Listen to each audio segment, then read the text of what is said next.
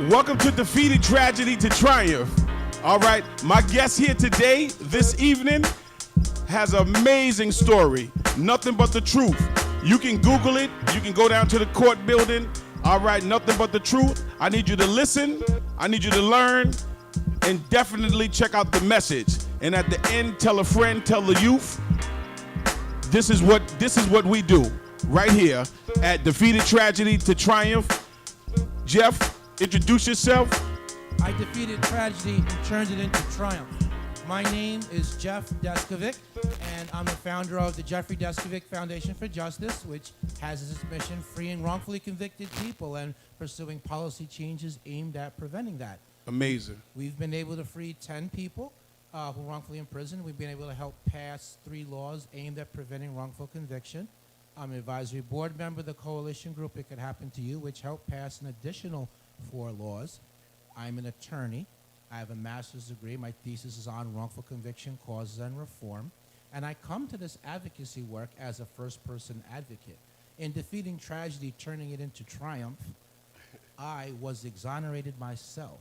I did 16 years Wow. from age 17 to 32 prior to being proven innocent through DNA. And now I am a champion for the actually innocent while also fighting for general criminal justice reform, because I saw many things up close and personal that I hope we get into in this interview, even on the non-innocence aspect, that are just simply unacceptable to me, and hence the fight for justice on behalf of the people.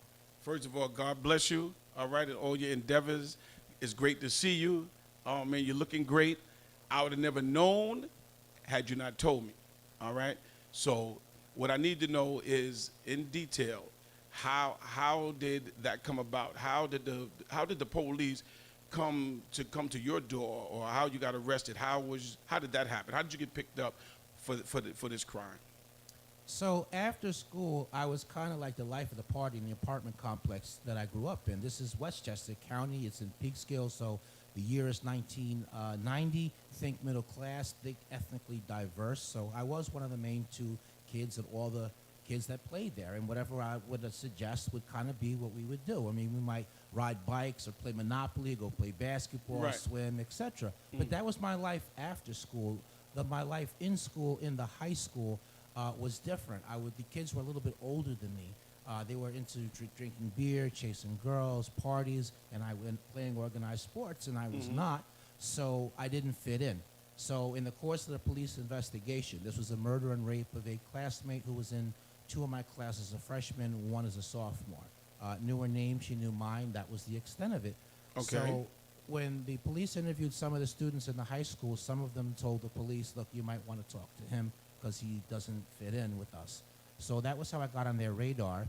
Secondary thing is that I was a sensitive teenager. I was 16, and I had an emotional reaction. And so the police thought that my being emotional was suspicious in light of my barely knowing the victim. So they thought I was sorry for what I had done.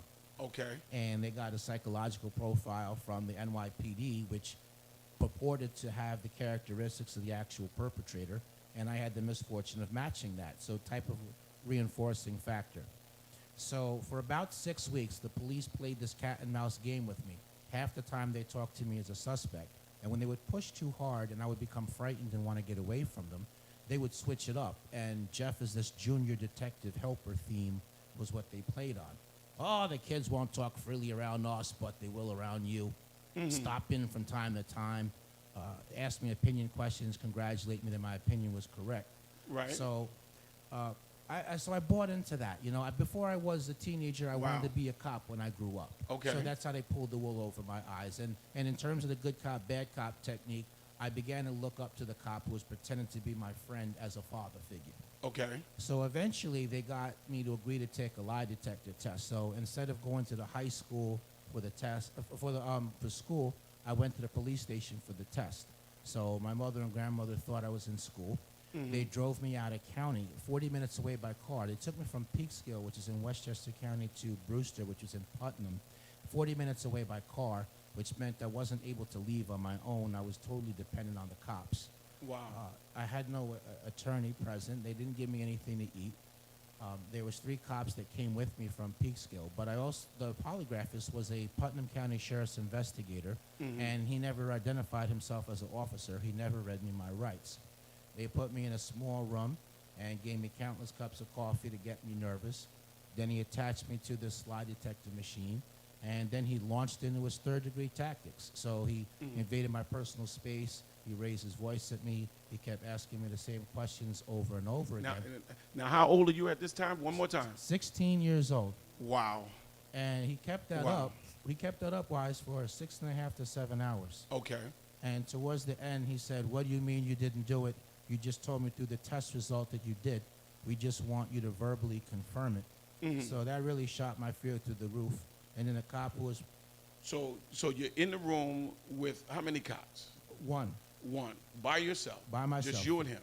Yes. Okay, go ahead. I'm just trying to get a visual. Okay. Sure, of course. And when his efforts to getting me to confess failed, that's when he brought in the polygraph, the lie detector, as a psychological tool. He said, look, what do you mean you didn't do it? You just told me through the test that you did. We just want you to verbally confirm it. And so that really shoots my fear through the roof. And then the cop who had been pretending to be my friend, he came in the room and told me, "Look, these other officers are going to harm you. I've been holding them off. I can't do this any longer. You got to help yourself. Look, just tell them what they want to hear. You go home. You're not going to be arrested." So being young, naive, frightened, 16 years old, not thinking about the long term, I was only concerned with my safety in the moment. I was in fear of my life because the fact that I didn't know where I was and no one else knew where I was. Right, I just was about loomed that. very large in my mind, yeah. Right. And then I'm overwhelmed psychologically and emotionally, and I took the out which he gave, and I made up a story based on the information that they gave me in the course of the interrogation in the 6 weeks run up to it. By the time it was all said and done, I collapsed on the floor into a fetal position, crying uncontrollably. Right. Obviously, I was arrested. I was charged with a murder and rape. So if I'm hearing correct, you were coerced. Yes. You was alone with a grown man, an officer that somehow befriended you, okay, and you felt alone. And the threat and the false promise, and not seeing no other way out other than what he was telling me, and so I falsely confessed. Okay. Now, before the trial started, the DNA test came in. It showed semen on the victim didn't match me. And so they brought this medical examiner in who committed perjury, and he trashed the victim's reputation. He pretended that she had been promiscuous, and that was how the DNA didn't match me, but I was still guilty. And the prosecutor named another kid by name that he claimed had slept with the victim, but he never called him as a witness. He never had a DNA test performed. Wow. And I had a public defender, and we all know how that goes. Yes, yes, we do. But to sum up and be in brief, he never called as my alibi as a witness. He never cross-examined the medical examiner. He never used the DNA evidence to, use that to challenge the confession. And so I don't mean to cut you off. Yeah. So when there's a confession, so we clear for the audience, there's not a trial. No, there is a trial. Oh, there is a trial. When there's a confession, there's a trial. But when you're defending a case where there's a confession, you have to challenge that confession. You have to explain why that confession was made. And then you have to try to disprove that confession as many ways as you can, and you bring it all together in your closing argument. Okay. But he didn't do any of that. He wouldn't even allow me to take the stand. Now, when you say closing argument, what does that mean? A lot of people don't know what that means. Yeah, what that means is when the prosecution's finished putting in their evidence and then the defense finishes their case, both attorneys, the one for the state, the prosecutor and the defense lawyer, they address the jury and they make their arguments. They tell the jury, this is what I believe happened based on everything you just saw from the witness stand, all the evidence. This is what I say that means. Okay. And both sides give a conflicting view, and it's up to the jury to pick and decide, which one they believe, which witnesses they believe. Okay. So sometimes he argued to the jury that a confession didn't happen. Sometimes he said it happened, but it was coerced. At other times he said it happened, but it was false. So Wise, tell me, if you're arguing a case, if you're a juror and a lawyer is spitting out all these different theories, he's all over the place on one issue, you're probably not going to believe him at the end, right? Correct. You got to pick a lane and go down, and that's your story. Mm-hmm. But he didn't do that. He was all over the place, and the end result was I was found guilty, and I'm sorry to hear that, man, that you went through that. and I was given a 15 to life sentence, even though the judge said maybe you're innocent. He didn't overturn the conviction, but he gave me a 15 to life sentence. Yeah, you heard that right. And how much did you do on that before I was any exonerated. relief? Yes, 16 years. That means I Whoa. lost 7 appeals. I got turned down for parole because I maintained my innocence instead of expressing remorse and taking responsibility. Okay. And I did, did it. And being turned down for parole, I wound up doing another year, and then I was proven innocent. So 3 factors happened to exonerate me. Okay. Firstly, number 1 is I got the Innocence Project agreed to represent me. Okay. Second thing is the district attorney who, Janine Pirro, who's a commentator on television. Oh, Janine. Yeah, so... Is she the one that locked up her own husband? Well, her husband did time for tax fraud, and she should have went with him because she signed the fraudulent tax returns, but that's a different thing. But yeah, her husband is... She's a trumper. She's a trumper. Yeah, and if you hear her talk now, she's this bastion of due process rights. Where was all that when you were the DA? Okay. Right? But that wasn't what I experienced. So her office blocked me from getting DNA testing, further testing a couple times. They fought all 7 of my appeals. Wow. So she left office. So that was the second key. And the third thing is we got lucky. When we took the DNA evidence and put it in the data bank, it matched the actual perpetrator whose DNA was in the data bank because left free while I was doing time for his crime. He killed the second victim, a school teacher and 2 children. And so the DNA matched him. And then he confessed as well. So be clear. Yes. All right. So they knew they had the wrong guy.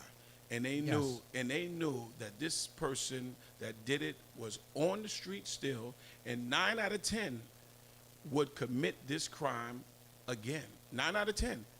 But left him out there to put an innocent man in, just to close a case. Yes. Wow.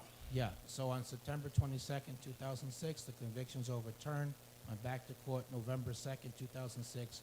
All charges dismissed on actual innocence grounds, and the actual perpetrator was arrested and pled guilty and was sentenced for the crime. Well, okay. So overwhelming. So that's the tragedy.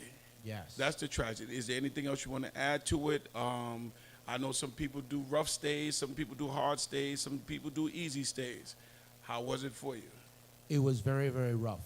Okay. So remember, I'm in there. If I would have been just in there for a body, that would have been one thing. Okay. Meaning a murder charge. I understand. But I'm there for a rape with that. So, in other words, I have a target on my back. They all think I'm a rapist. Then you know there's a vigilante mentality where people convicted of sex offenses. So it was very difficult there in that aspect. And they do not know behind the scenes what really happened. So all they hear is the word rape and okay, got you. Exactly. Okay. Food is terrible. Guards were abusive. A lot of violence there. Sometimes I was beat up. One time I nearly lost my life. Beyond that, it was a mental battle as well because I had to keep fighting off feelings of hopelessness, helplessness, thoughts of giving up, thinking about suicide. So I had to fight all that stuff off, in route to eventually being exonerated. Okay. And I essentially did the time by myself also. No family members? No. Very limited. So my mother was the only one who consistently came to see me. But in the last 5, 6 months, always. Those mothers would, they're going to stick by you. It's true. But in the last 5, 6 years, she came like once every 6 months. My brother came 3 times in 16 years, not at all in the last decade. A couple sets of aunts and uncles would come and then disappear for 3 years. And, I saw them maybe 3 or 4 times. So in many ways, I essentially did the time, by myself. Wow. Okay. So so that's the tragedy part. Yes. We're gonna go into the triumph. We're gonna go into the triumph. My favorite part. Right. Yeah. I need to know, and my audience need to know, all right? And I know you're passionate about what you're doing.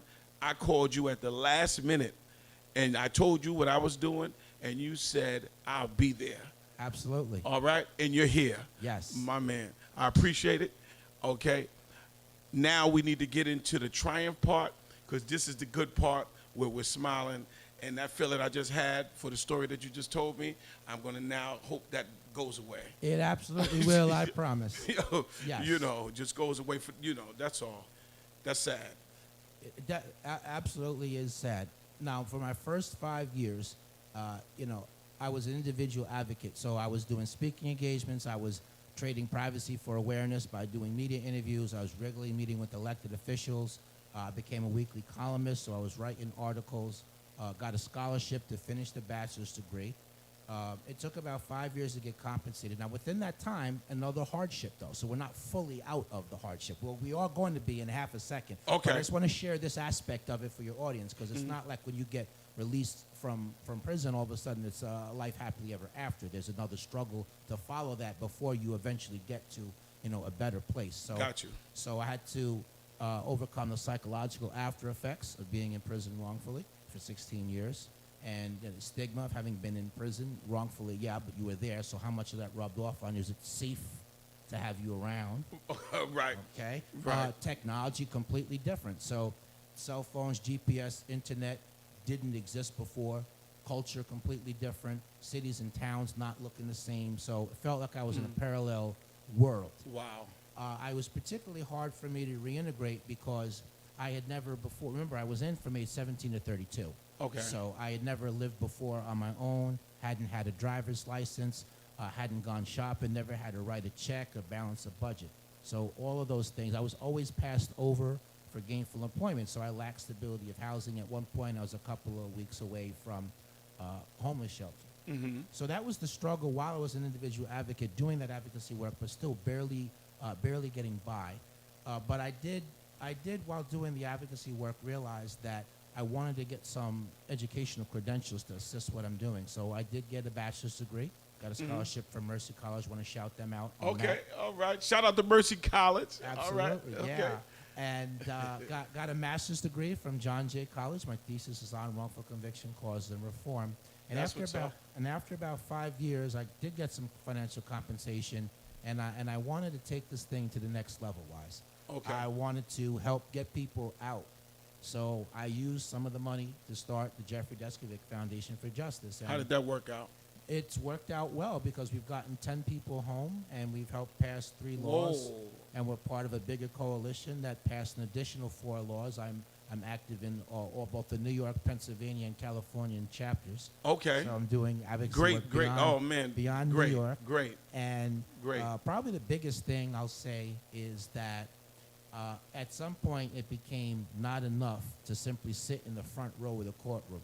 Even though the lawyer might work for me, or I might have worked in collaboration with the lawyer on that case, I couldn't, at the end of the day, I couldn't sit at the defense table. I couldn't represent any of the clients. I couldn't make any of the arguments. Right. So I wanted to be able to represent some of the clients. So I made a foray into law school, and I became an attorney. As we sit here right now, So I am you're an attorney. I am an attorney.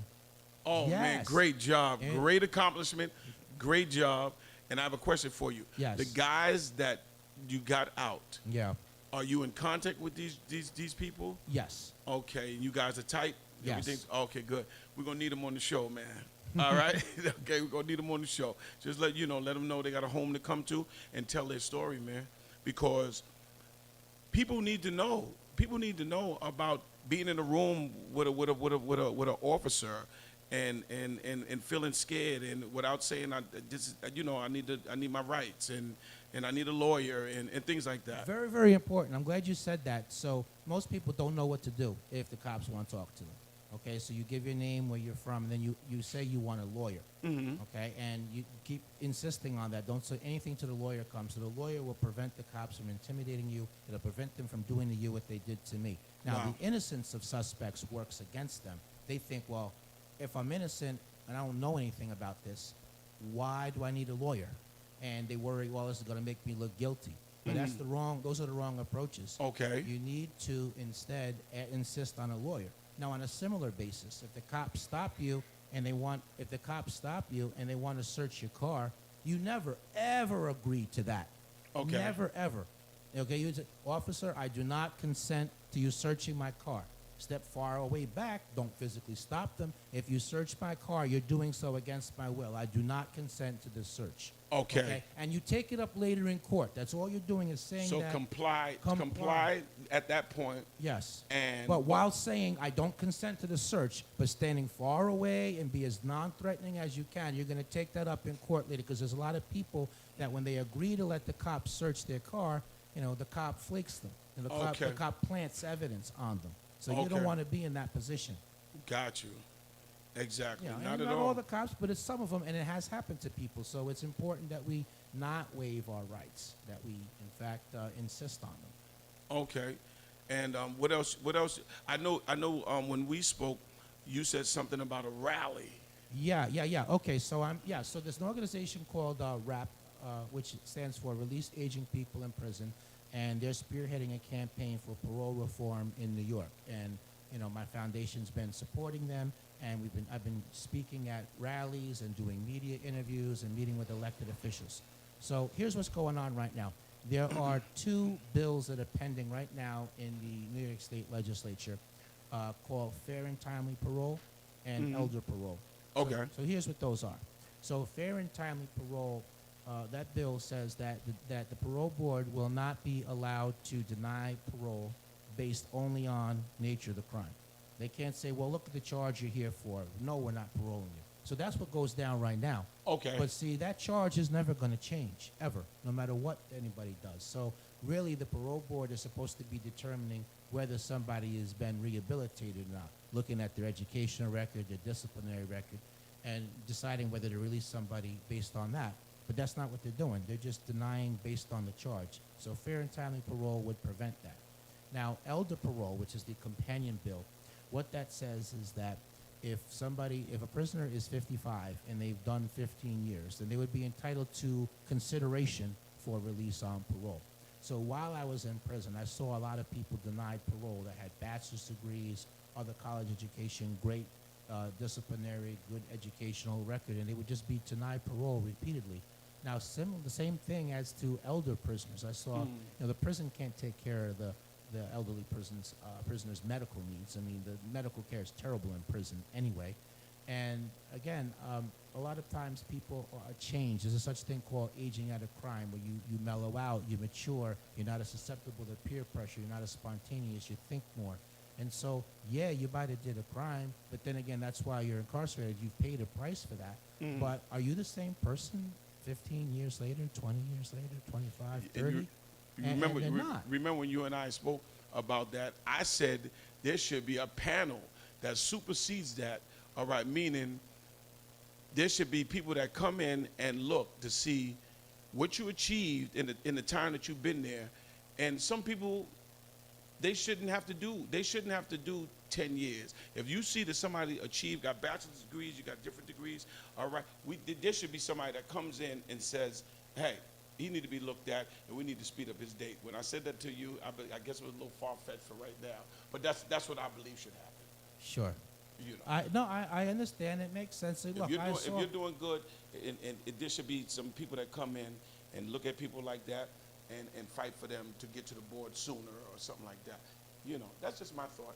Yeah, listen, I think that it definitely makes sense. I mean, I think that that's something that's down the line. I mean, initially we're trying to just get those bills passed. And another thing is there are some of the parole commissioner slots that are available, so that are open, that haven't been filled, and so people are waiting for parole board hearings longer than what normally would be the case. And another thing is that we need to have some fair and balanced parole commissioners. Like everybody, a majority of the people that are on the parole board come from a law enforcement background.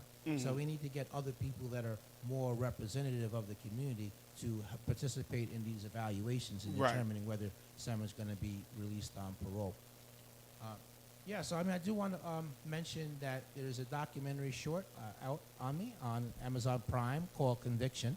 Okay. And with that documentary is about my life post-exoneration and the advocacy work that I do. And in that, I use the platform that I had to draw attention to some of the additional justice reform issues, things like parole reform and elderly people in prison and compassionate release and solitary confinement, mass incarceration, lack of college education for prisoners. You know, Okay. so with the idea that I'm hoping I'm furthering the policy discussions, and that we can fix the system to make it as accurate as we possibly can, because the things that I saw up close and Jeff, you personal. need any water right there? Right to your left. There you go. Okay. There you go. All right. Because the things that I saw were very disturbing, and it, to me, is definitely not acceptable. So, hence my speaking out on those issues as well. Solitary confinement. All right. How long they keeping these guys in there?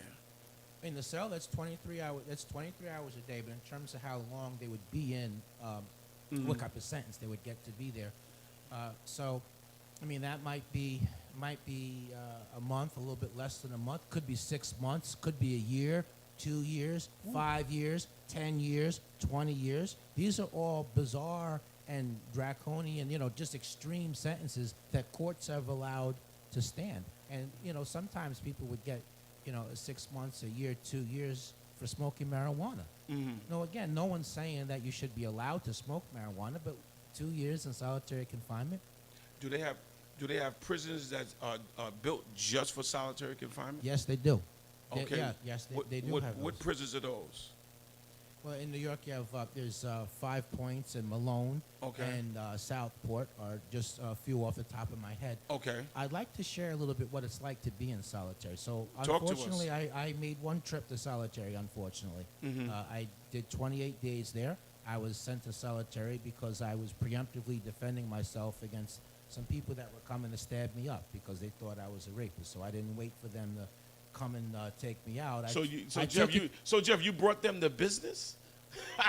Yes, I brought them the business, okay? All right. Yes, I did. My man. Exactly. There you go. Look, man, I was in a tough situation, and I did what I had to do, man. It was me or them, and it wasn't going to be me. So Right. I did the best that I could, and despite that, I almost got killed anyway. I mean, I got hit multiple times on the side of my head with a 10-pound weight plate as well. So Wow. I'm really lucky I'm sitting here talking to you. But let me get into the solitary confinement as far as what it was like to Okay. be there. Okay, so you're in their cell 23 hours a day. You barely have any They take the majority of your property. So they take all your cosmetics other than the bar soap. They take all that and put it in a locker with your name on it. And the only time you have access to that is when you take a shower. Why? It doesn't make any sense to me. Why? I don't know. You can't. Okay. Are they afraid that you're going to use something to harm yourself? Are they afraid that you're going to? They probably would say that. They Okay. probably would say that, or they might try to say, well, you're going to use that against them somehow. I mean, Or them. That's what I mean. Okay. That's what I mean. Yeah. Got you. Okay, so there's that. They take the majority of your clothes. You have 2 changes of outfit. The lights are on all the time, and you have no control over the lights. You can't see the outside, and there's no clock. Sound like this is designed to make you crazy. Yeah, I believe it is. The only way I knew what time of the day it was is if they had breakfast items on the tray. So the COs feed you. If they walk past your cell, which happened to me, and when I wasn't awake, and even though I woke up and they're feeding the prisoner in the cell next to me, they wouldn't feed me. They said, "Yo, be up next time." Or you missed. Or you missed. Yeah. What did they serve? Just the regular prison food. You're totally dependent on the state. They don't allow you to go to commissary. They don't allow you to go and buy your own food items, and they got the COs in charge of the food. Anytime you leave the cell, they put you in handcuffs. So if you're going to go take a shower, they put you in handcuffs first. If you're Okay. going to go to recreation, they put you in handcuffs. So I really didn't like being in handcuffs. So after a while, when they come and ask me, you going to go to recreation? I'm like, no, I'm not. No, because the aggravation Of going in handcuffs Okay. is not worth it. You're putting me in a small area by myself with a cage, and I can't even see the sky, and I'm by myself. So What time of the day is this? Early in the morning? Is this in the afternoon? Is it night rec? When do they come to ask you about rec? they would Going outside. Yeah. They would come in the morning to ask you if you're going, but in terms of when, would it be the afternoon or the evening?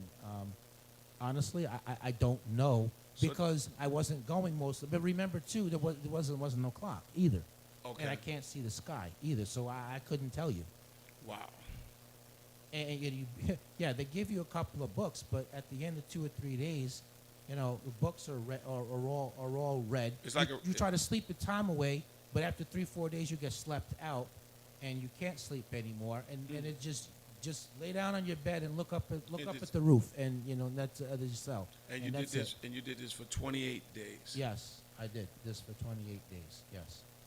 Okay, so now you come out.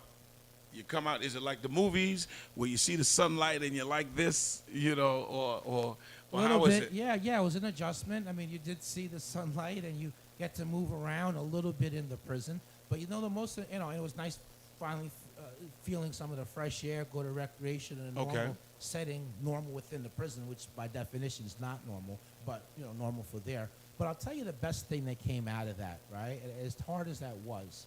You know, and by the way, solitary is regarded as torture, that it causes mental health issues, exasperates people that already have mental health issues, it makes it worse. So all that's true.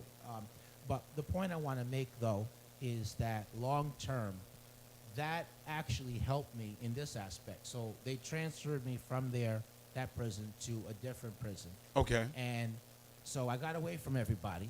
That was one thing. And a couple of people that did get transferred to the next prison, when they saw me there, they made a point of coming up to me and letting me know that they're not into talking about other people's business. They don't care what people are there for. They're just trying to do their own time and go home. So in other words, they're trying to let me know that I'm not gonna have a problem out of them in terms of that, so that I don't come at them. Right, because they remember your last incident.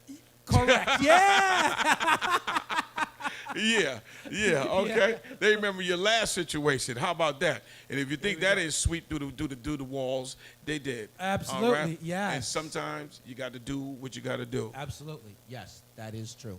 You know, and you know, wow, hell of a story. All right. Do you have anything else you want to add on, or you know, okay? Yeah, do your thing, man. Hey, listen. Like I said, I tell everybody, this is not an interview, Jeff. All right. This is a platform. You come, you tell your story, all right, and you also tell, like, hey, this is what I'm doing now. This is what I'm doing in the community. This is what I'm doing to help someone else out. All right. That's what this is about. You understand? I got you. Yes. My man. Sure. So here's what I'm doing now. Okay, is, you know, we have 10 cases that we're working on to try to get 10 other people out.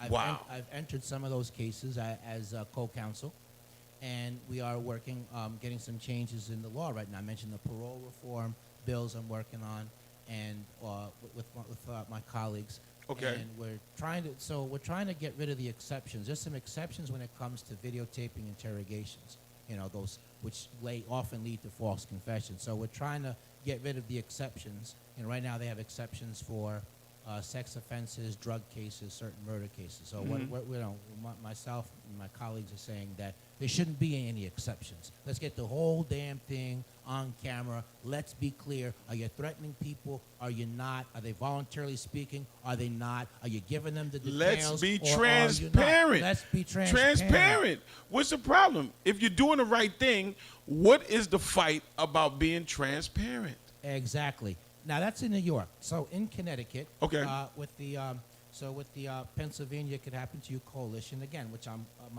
advisory board member of, my foundation's part of that coalition. So check this out over there. So Pennsylvania, you're not going to believe this one, except that I know you will, but it's unbelievable how crazy this is. Okay. In Pennsylvania, Pennsylvania is one of 14 states that does not. You heard that right. Do not give any compensation. So if you did time in Pennsylvania and they find out that you were innocent, you're not getting entitled to nothing. Exactly. They just pat you on the back. Yeah. And say good luck. That's it. And they open the doors. Yes, sir. Wow. So we're working on that in Pennsylvania, and similarly, we want to get the oversight for prosecutors there. Now in California, again, we're trying to get some oversight for prosecutors, but we're trying to give it we think there's a chance to end the death penalty, which, you know, risks the execution of innocent people.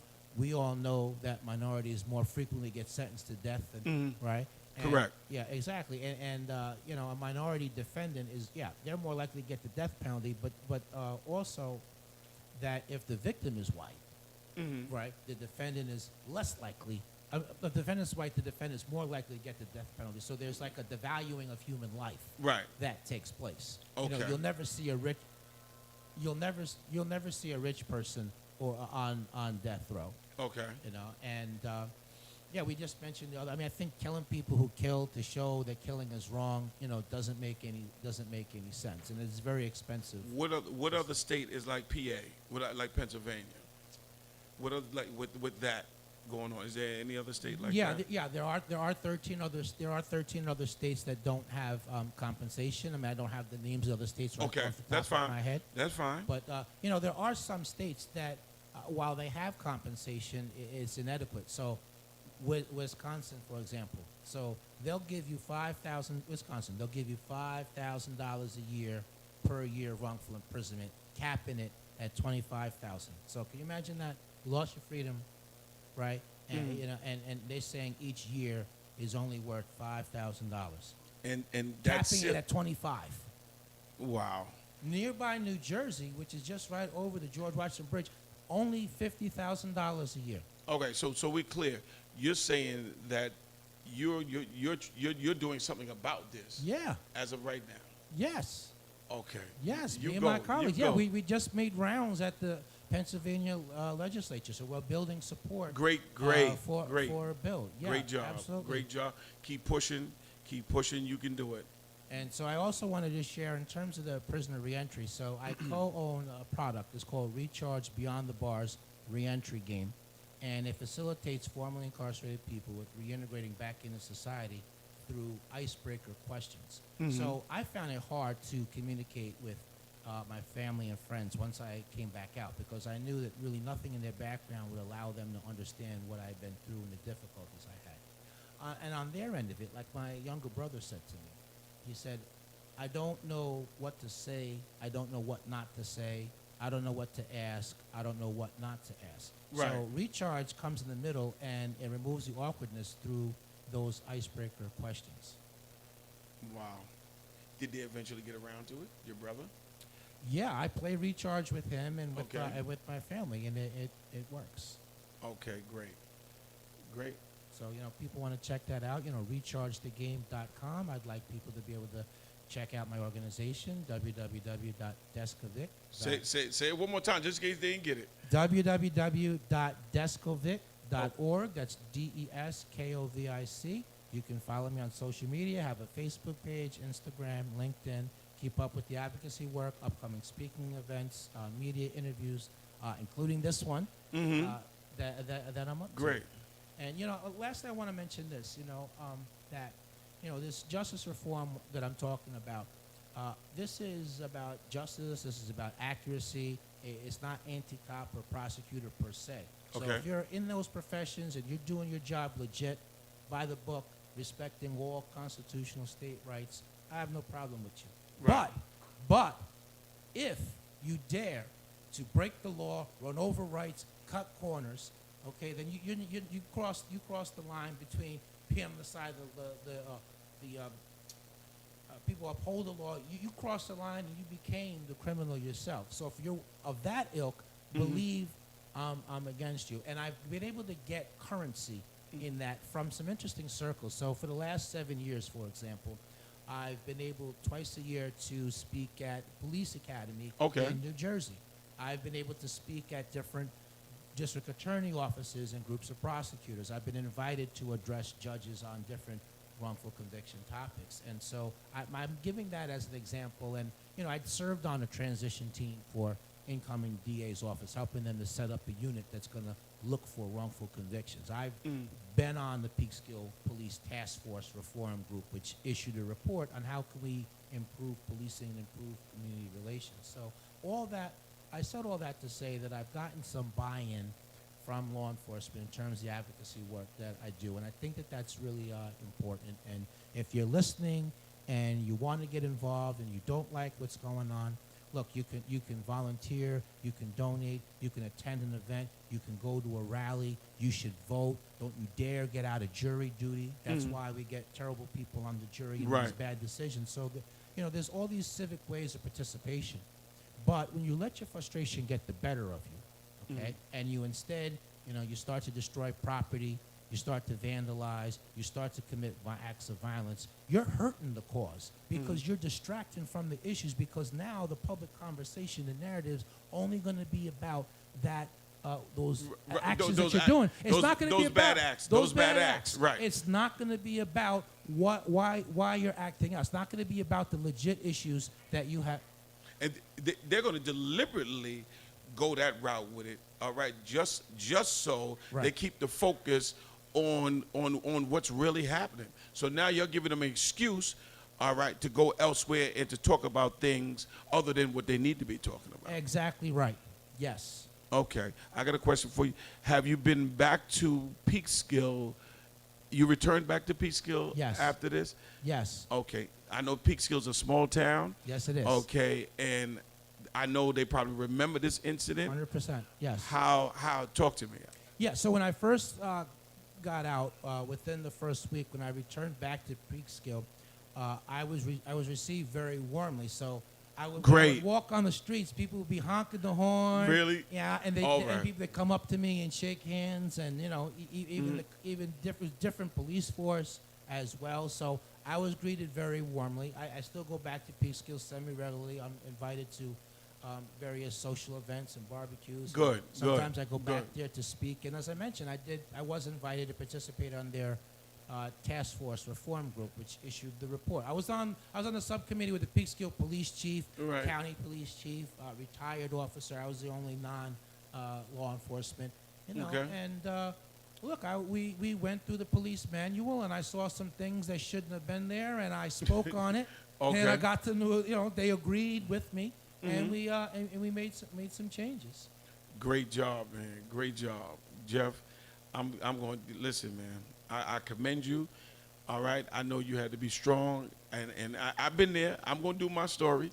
All right. I've been there, and I just want to commend you again. Your story is a little more deeper than mine. You understand? I just want to say once again, I'm glad you're here. All right. I would have never met you. God put people in your path. All right. You're here. Thank you. Y'all heard the story. Defeated tragedy to triumph. Jeff, definitely thank you for coming through. And I just give a word for the youth. Matter of fact, you already told them. You told them everything. Thank you. I know you're an important person. You got to get on the move. Got other events that you're doing. Thank you for coming through. Defeated tragedy to triumph. My man, thank you, brother, for the message. Absolutely. All right. Thank you, man. Wow. Defeated tragedy to triumph. Y'all heard it right here. I got goosebumps, man. And y'all going to get them too. All right. Stories are real. The person is real. I can put my hand on them. God bless you. All right. Peace.